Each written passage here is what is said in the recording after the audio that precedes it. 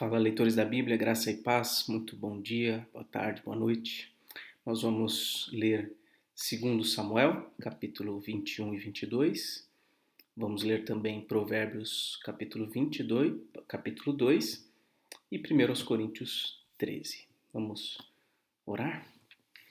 Senhor nosso Deus e Pai, te agradecemos pela tua palavra, Senhor, tão viva, tão oportuna, tão atual. Pedimos, ó Deus, que o Senhor nos dê inteligência e sabedoria, Pai, para compreendê-la e aplicá-la à nossa vida. Oramos em nome do Senhor Jesus. Amém. 1 Samuel 21. Nos dias do rei Davi houve uma fome de 3 anos consecutivos. E Davi consultou o Senhor, que ele costumava fazer sempre. E o Senhor lhe disse: é por causa de Saul e da sua família sanguinária, porque ele matou os gibeonitas. Então o rei chamou os gibeonitas e falou com eles. Quem eram os gibeonitas? Os gibeonitas não eram dos filhos de Israel, mas do resto dos amorreus. Lembra aqueles povos que permaneceram na terra de Israel, que não foram expulsos completamente no período de Josué? Pois é, eram esses. Os filhos de Israel lhes tinham jurado poupá-los. Esse aqui é um episódio que está descrito lá em Josué 9, a gente já leu sobre ele, quando os moradores de Gibeão, diz aqui Josué 9, 3 em diante, ouvindo o que Josué tinha feito com Jericó e com Ai, usaram de astúcia, foram e se fingiram de embaixadores, levando sacos velhos sobre os seus jumentos, odres de vinho velhos, aquela coisa toda. Eles foram e propuseram uma aliança, dizendo que vinham de um lugar muito distante e tal.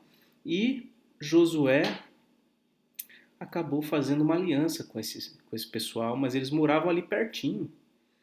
Então eles foram enganados. Mas havia uma aliança. E Josué fez uma aliança com aqueles homens, portanto, eles preservaram a vida daqueles povos. Porém, Saul procurou destruí-los no seu zelo pelos filhos de Israel e de Judá. Então Saul fez algo errado. Aquilo que Josué tinha combinado, aquela aliança que foi estabelecida, não poderia ter sido quebrada por Saul. E Saul atacou muito os gibeonitas. E Deus agora está infligindo um castigo sobre o seu povo por ter quebrado a aliança que havia feito com esse povo pagão aí, os gibeonitas. Davi perguntou aos gibeonitas: o que vocês querem que eu faça por vocês? E que resgate lhes darei para que abençoem a herança do Senhor? Os gibeonitas responderam: a nossa questão com Saul e com a sua casa não tem nada a ver com prata nem com ouro. Também não pretendemos matar pessoa alguma em Israel. Então Davi disse: o que vocês disserem, isso farei por vocês. Eles responderam ao rei: quanto ao homem que nos destruiu e procurou que fôssemos exterminados sem que pudéssemos subsistir dentro das fronteiras de Israel, que nos sejam dados 7 homens dos seus descendentes para que os enforquemos diante do Senhor em Gibeá de Saul, o eleito do Senhor. O rei disse: eu vou dar.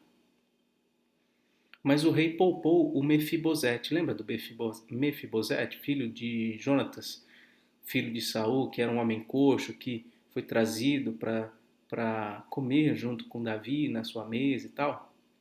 Então o rei poupou Mefibosete por causa do juramento ao Senhor feito entre Davi e Jonatas, filho de Saul.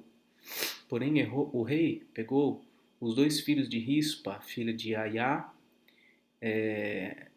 que Rispa, filha de Aiá, tinha tido de Saul, a saber, Armone e Mefibosete, talvez um outro filho aqui chamado Mefibosete.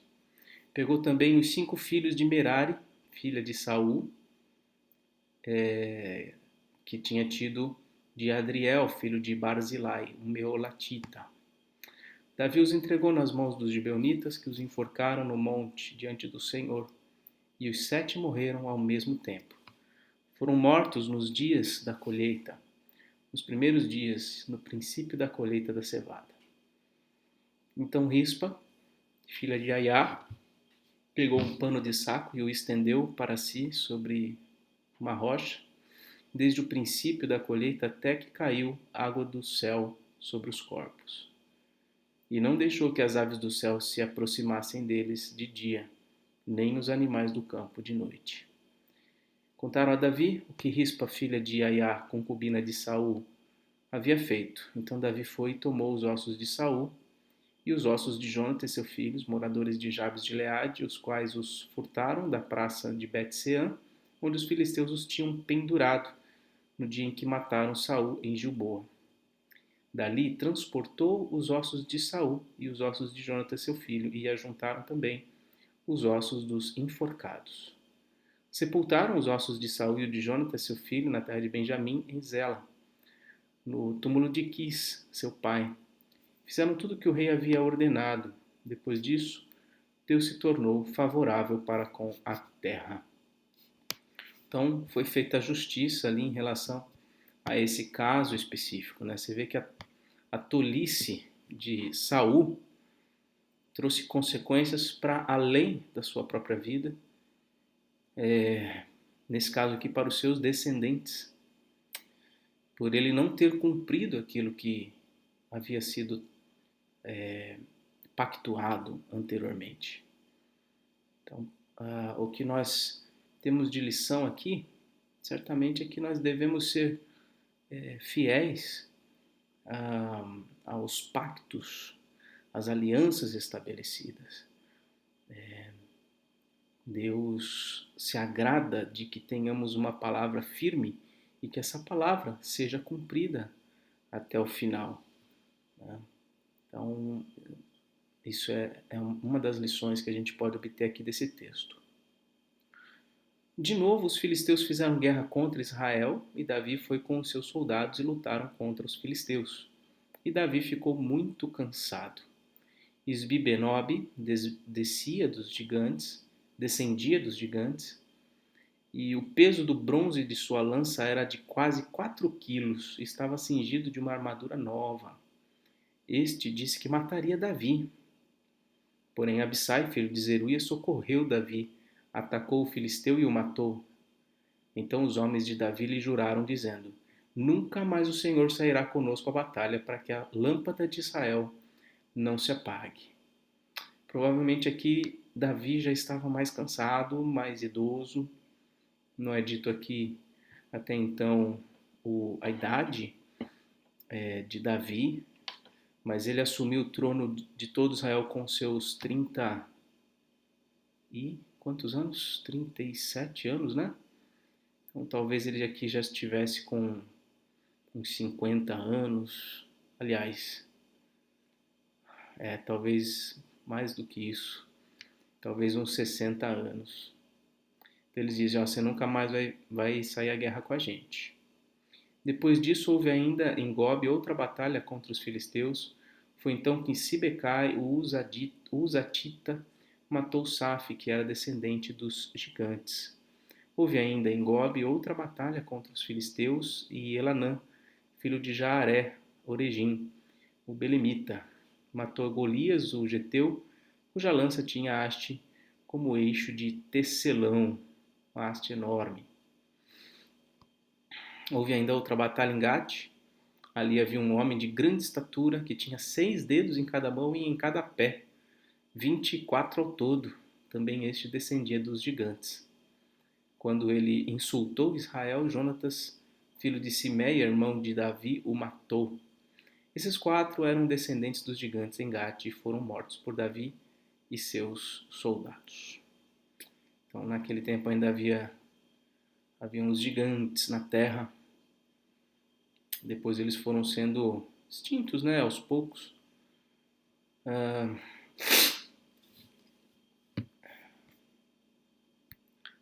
Um tempo atrás eu estive pesquisando vídeos de pessoas com 6 dedos nas mãos e nos pés. É bem interessante. Capítulo 22. Davi falou ao Senhor as palavras deste cântico no dia em que o Senhor o livrou das mãos de todos os seus inimigos e das mãos de Saul. Ele disse: O Senhor é a minha rocha, a minha fortaleza, o meu libertador, o meu Deus, o meu rochedo em que me refugio, o meu escudo, a força da minha salvação, o meu alto refúgio. Ó Deus, tu me salvas da violência. Invoco o Senhor, digno de ser louvado, e serei salvo dos meus inimigos. Porque ondas de morte me cercaram, torrentes de perdição me impuseram terror, cadeias infernais me envolveram e tramas de morte me surpreenderam. Na minha angústia invoquei o Senhor, gritei por socorro ao meu Deus. No seu templo ele ouviu a minha voz, e o seu clamor chegou aos meus ouvidos. Então a terra se abalou e tremeu. Vacilaram também os fundamentos dos céus, e se abalaram porque ele estava irado. Das suas narinas subiu fumaça, e fogo devorador saiu da sua boca. Dele saíram brasas ardentes. Ele deixou os céus e desceu, e teve sob os pés densa escuridão. Cavalgava um querubim e voou. Foi levado sobre as asas do vento. Por abrigo pôs ao redor de si trevas, ajuntamento de águas, nuvens dos céus. Do resplendor que diante dele havia, brasas de fogo se acenderam. O Senhor trovejou desde os céus. O Altíssimo levantou a sua voz, atirou as suas flechas e espalhou os seus inimigos. Multiplicou os seus raios e os dispersou. Então viu o leito do mar, e se descobriram os fundamentos do mundo, pela repreensão do Senhor, pelo sopro irado das suas narinas. Do alto o Senhor me estendeu a mão e me segurou. Ele me tirou das águas profundas, livrou-me de forte inimigo e dos que me odiavam, pois eram mais poderosos do que eu. Eles me atacaram no dia da minha calamidade, mas o Senhor me serviu de amparo. Trouxe-me para um lugar espaçoso, livrou-me, porque ele se agradou de mim. O Senhor me retribuiu segundo a minha justiça, recompensou-me conforme a pureza das minhas mãos. Pois tenho guardado os caminhos do Senhor e não me afastei perversamente do meu Deus, porque todos os seus juízos estão diante de mim, e não rejeitei os seus preceitos. Também fui íntegro para com ele, e me guardei da iniquidade. Por isso o Senhor me retribuiu segundo a minha justiça, conforme a minha pureza na sua presença. Para com quem é fiel, fiel te mostras. Com o íntegro, também íntegro. Com o puro, puro te mostras. Com o perverso, inflexível. Tu salvas o povo humilde, mas com um lance de vista abates os orgulhosos. Tu, Senhor, és a minha lâmpada. O Senhor derrama luz nas minhas trevas, pois contigo posso atacar exércitos. Com o meu Deus, salto muralhas. O caminho de Deus é perfeito. A palavra do Senhor é confiável. Ele é escudo para todos os que nele se refugiam. Pois quem é Deus além do Senhor? E quem é rochedo a não ser o nosso Deus? Deus é a minha fortaleza e a minha força, e Ele aperfeiçoa o meu caminho.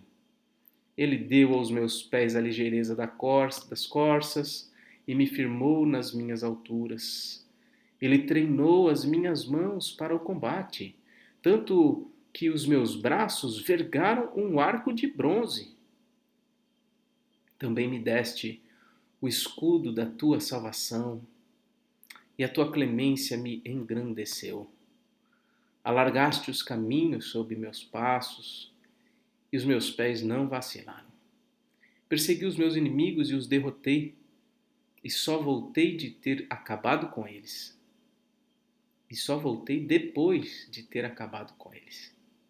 Acabei com eles, esmagando-os a tal ponto que não puderam se levantar. Caíram sob os meus pés. Pois me cingiste de força para o combate, e me submeteste os que se levantaram contra mim. Também puseste em fuga os meus inimigos, e os que me odiavam, eu os exterminei. Olharam, mas não houve quem os salvasse. Olharam para o Senhor, mas ele não respondeu. Então os moí como o pó da terra. Esmaguei-os como a lama das ruas, os amassei. Dos conflitos do meu povo me livraste e me fizeste cabeça das nações. Um povo que eu não conhecia me serviu. Os estrangeiros se mostraram submissos a mim. Bastou-lhes ouvir a minha voz, logo me obedeceram. Os estrangeiros fraquejaram e tremendo saíram das suas fortalezas. O Senhor vive. Bendita seja a minha rocha.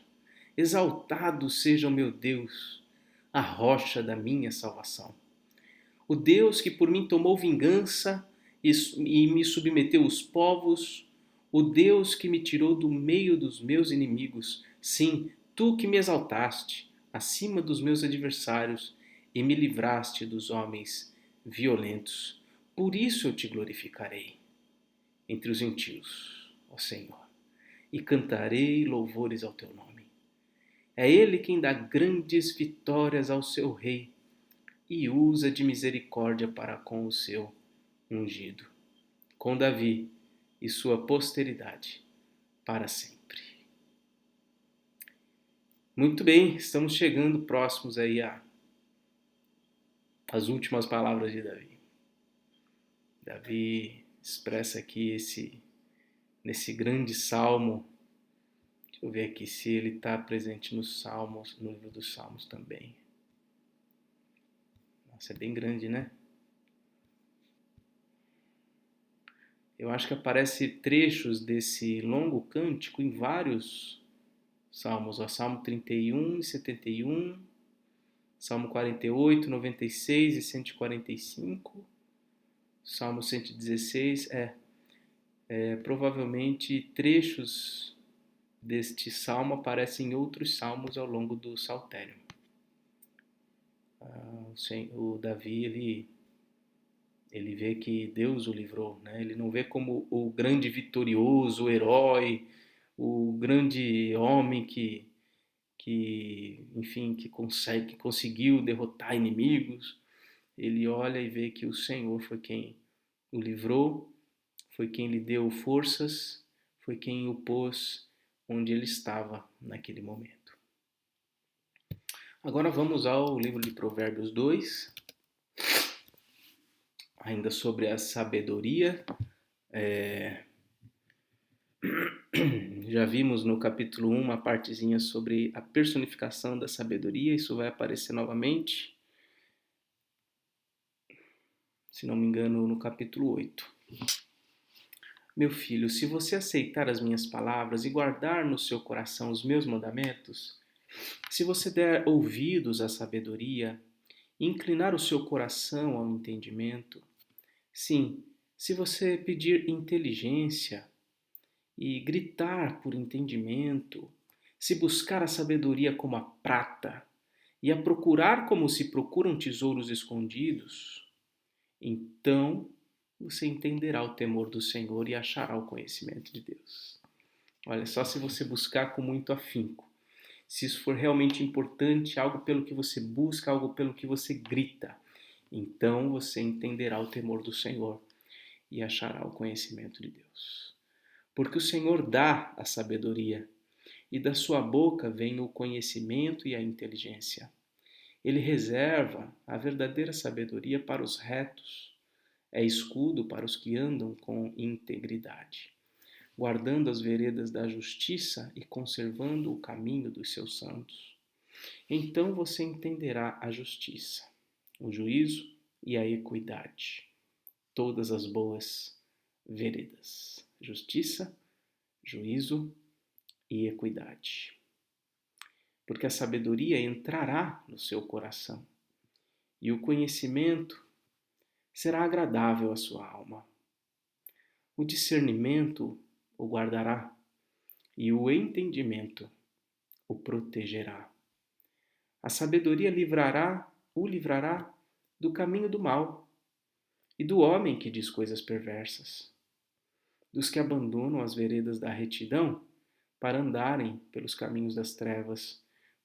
O guardará dos que têm prazer em fazer o mal e se alegram com a perversidade dos maus, cujas veredas são tortuosas e que se desviam em seus caminhos. Quer dizer, a sabedoria e o entendimento vai livrar você de, de gente má, de caminhos tortuosos, da perversidade dos maus. A sabedoria é como um escudo que protege.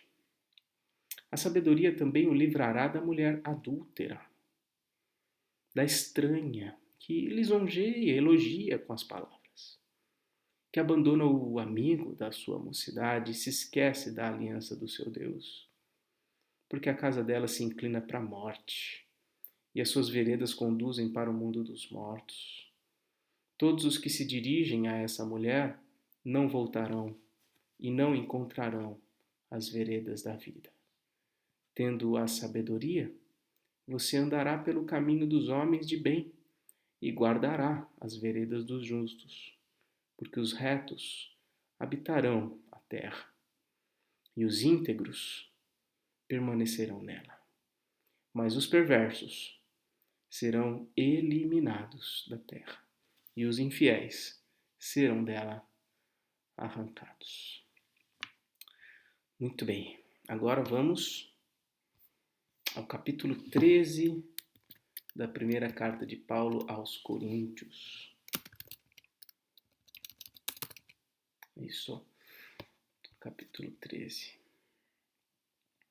Vamos recapitular brevemente do capítulo 11 para cá. No capítulo 11, Paulo começa a tratar sobre a questão da divisão na igreja, primeiro falando sobre a Santa Ceia, como ela deveria ser desfrutada pelos verdadeiros cristãos, tendo noção do que é o corpo de Cristo.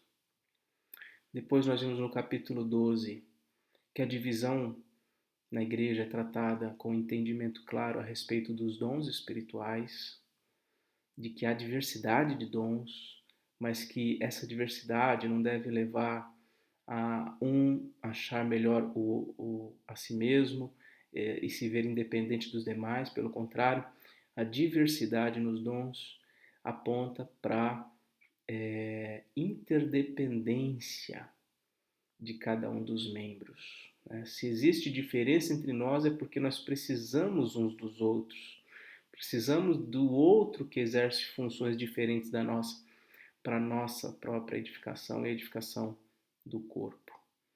E agora, ainda nesse mesmo tom, o apóstolo Paulo vai falar sobre o amor, que é o dom supremo, o dom mais excelente de todos os que foram mencionados anteriormente.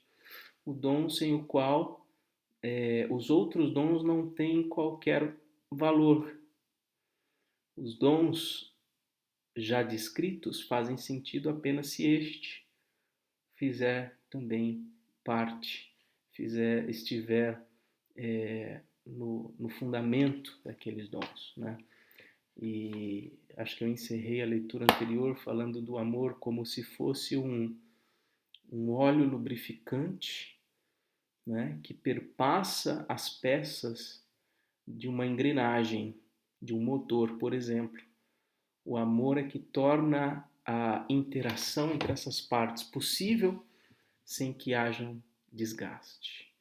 Se falta amor em qualquer uma das peças, o desgaste será inevitável. Então, esse é o caminho excelente que o apóstolo Paulo aponta aqui nesse capítulo. O capítulo 12, ele encerrou dizendo: eu passo a mostrar-lhes um caminho ainda mais excelente.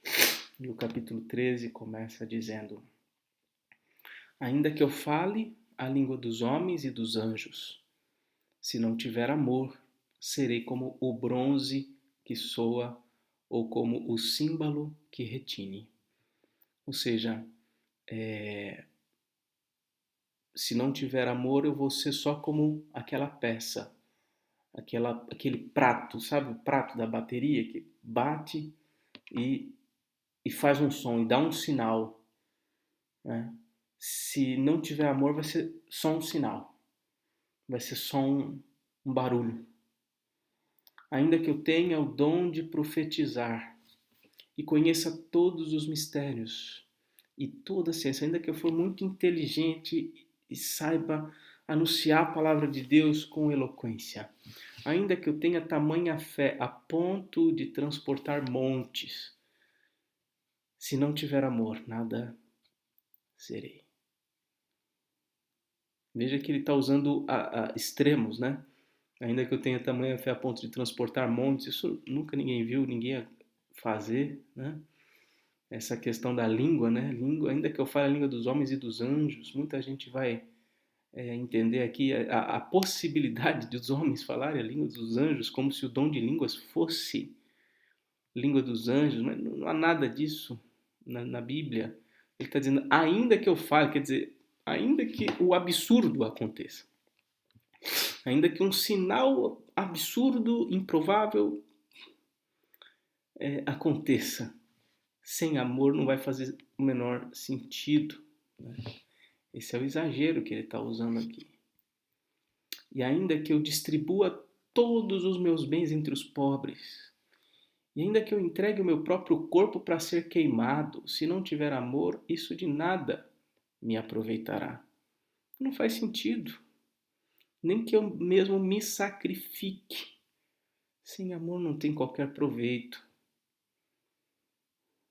O amor é paciente, o amor é bondoso, o amor não arde em ciúmes, não se envaidece, não é orgulhoso, não se conduz de forma inconveniente, não busca os seus interesses, não se irrita, não se ressente do mal. O amor não se alegra com a injustiça, mas se alegra com a verdade. O amor tudo sofre, tudo crê, tudo espera, tudo suporta. O amor jamais acaba. Veja a descrição do amor que ele faz aqui, do verso 4 ao início do versículo 8. Características interessantes, importantes a respeito do amor. E ele diz na sequência, no verso 8, havendo profecias, elas desaparecerão. As profecias vão acabar. Havendo línguas, também cessarão. As línguas vão acabar. Havendo ciência, conhecimento, passará. Pois o nosso conhecimento é incompleto e a nossa profecia é incompleta. Mas, quando vier o que é completo, então o que é incompleto será aniquilado. Ora, se profecias vão acabar, se as línguas, um sinal tão evidente, né, daqueles dias, viria também a acabar.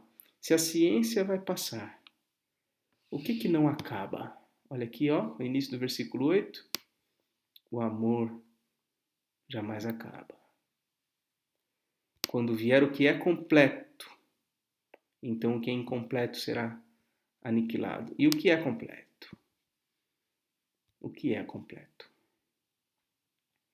Quando eu era menino, falava como menino, sentia como menino, pensava como menino.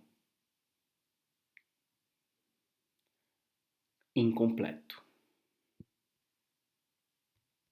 Quando cheguei a ser homem, desisti das coisas próprias de menino. Completo. Porque agora vemos como num espelho, de forma obscura. Aquilo que a gente vê, bom, não sei como é que era um espelho naqueles dias, né? Deixa eu ver aqui 2 Coríntios 5:7, porque andamos por fé e não pelo que vemos. Quando nós contemplamos um espelho hoje em dia, o espelho representa uma imagem muito nítida. Eu não sei como é que era naqueles dias, mas é uma imagem nítida, porém irreal, né? O espelho reflete, a, o, ele apresenta o reflexo de uma imagem real, mas esse reflexo não é real. O que a gente vê não é real, né? Por exemplo, você nunca vai conseguir ver o seu rosto real. Você sempre vai ver um reflexo do seu rosto. Por quê? Porque os seus olhos estão no seu rosto. Se seus olhos estivessem nos seus pés, aí você veria o seu rosto real. Mas os seus olhos estão no seu rosto, portanto você nunca viu e nunca verá o seu rosto real. Você sempre vai ver um reflexo, seja por meio de um espelho, seja por meio de uma fotografia ou de um vídeo, você sempre vai ver um reflexo imperfeito, um reflexo um tanto diferente, obscuro do que seria você de fato e de verdade. Ele diz: agora vemos como num espelho de forma obscura e depois veremos face a face. Ou seja, tem algo que a gente vê hoje, mas o vê de forma imperfeita e incompleta. Do que será que ele está falando? Ele diz que depois veremos isso face a face, teremos o conhecimento verdadeiro e real, a percepção imediata, sem intermediários, daquilo que é, daquilo que ele está dizendo que é completo. Agora meu conhecimento é incompleto. Depois conhecerei como também sou conhecido. Eu vou ter um conhecimento desse algo da maneira como eu me conheço a mim mesmo. E aí ele diz no final: agora permanecem, ainda estão presentes, a fé, a esperança e o amor. Estes três estão presentes na nossa vida hoje. Porém, ele diz, o maior deles é o amor. E por que o amor é maior do que a fé e maior do que a esperança? Porque a fé é um instrumento temporário do conhecimento de Deus, que é o perfeito. A esperança é uma expectativa imperfeita também de que o conheceremos futuramente. Mas o amor que hoje já está presente, esse amor que podemos desenvolver por Deus e pelo próximo, esse amor verdadeiro, ele é verdadeiro hoje e o será para sempre. Portanto, o amor é a única coisa que vai perpassar da presente era para a era futura. A fé não será mais necessária quando o perfeito amor vier. A esperança também não, porque já terá sido realizada com a vinda dele. Mas o amor permanecerá. Não que a gente deva desprezar a fé e a esperança hoje, de maneira nenhuma, são importantes, essenciais. Aliás, sem a fé e sem a esperança não há amor. Não há. Mas dentre os três, o maior é o amor. Então, Paulo continua falando dos dons, e o maior deles é o amor. E no capítulo 14 a gente vai ver que ele vai continuar falando sobre dons, tá certo? Mas tendo esse princípio do amor como sendo aquele que permeia e perpassa todos os demais, que dá sentido, significado a todos os outros dons. E assim encerramos a leitura de hoje. Que Deus te abençoe. Um forte abraço e até mais, se Deus quiser.